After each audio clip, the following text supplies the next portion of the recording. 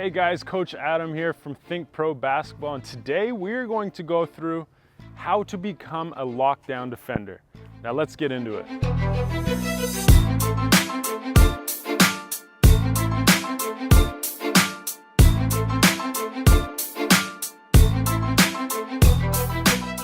Now the first key to becoming a lockdown defender is understanding who you're guarding.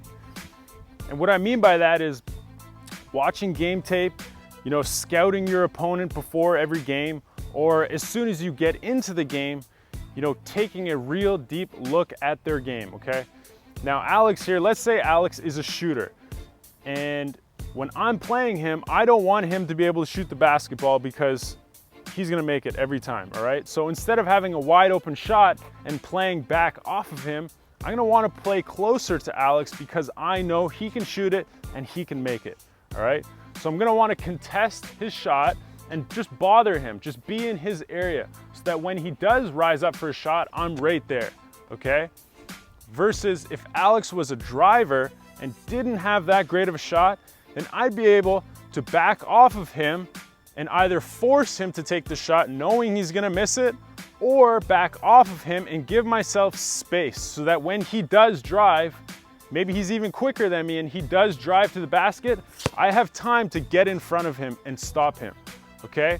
So understanding who you're guarding. And like I said, being able to scout your opponent is huge, but if you don't have that advantage, as soon as you get in the game, try and understand them as the game goes on.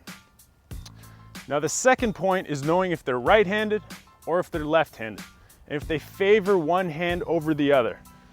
This is huge because if your opponent has a weak hand, you're gonna wanna force them to their weak hand. So if Alex has a weak hand and we know it's his right hand and he loves going left, he loves driving left, instead of opening up and giving him his left, which is what he wants, I'm going to take that away and force him to his weak hand, okay, his right hand.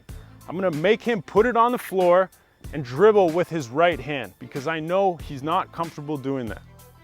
All right, now this also holds true if your opponent doesn't have a weak hand, okay? So if you don't know if they're right-handed or if they're left-handed, or you just can't tell and they feel comfortable going both ways, then square up to the sideline, okay?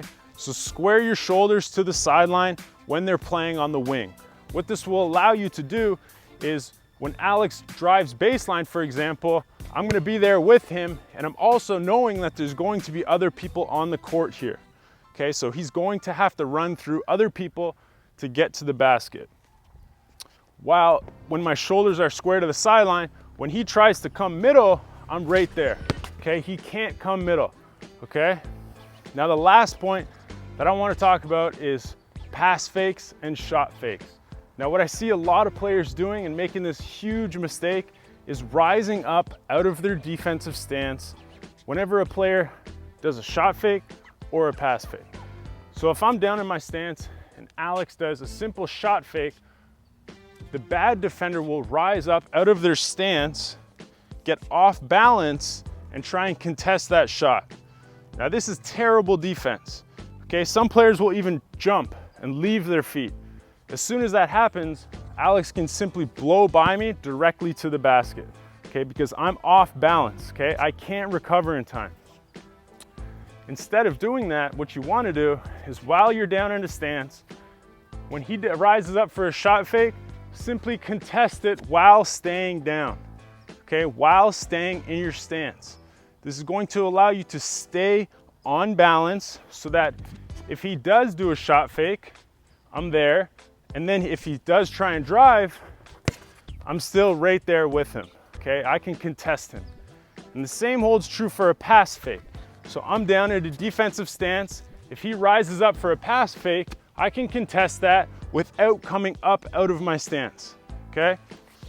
Because once again, if I come up out of my stance, he can simply blow by me towards the basket, okay?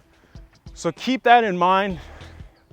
Ingrain it into your game, practice it on your own, practice it with your team, and practice it in games. Get the hang of it and become a lockdown defender today.